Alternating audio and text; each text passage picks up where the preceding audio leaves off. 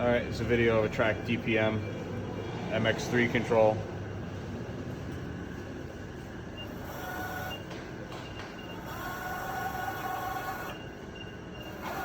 There's your X-axis.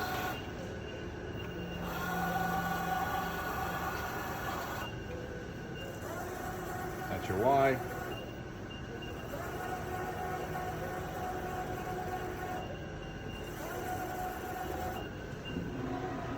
Z.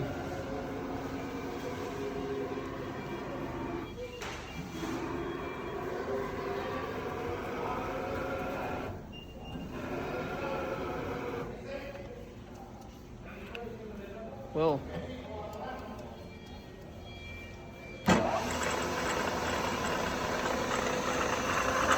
about 1600 heads by it, so we're a little drawbar rattle.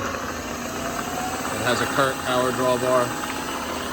It's about 3,000 RPM in the high range.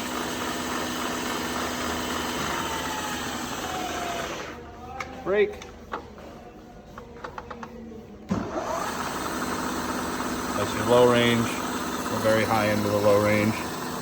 Slow it down. About 140 RPM. Nice and smooth.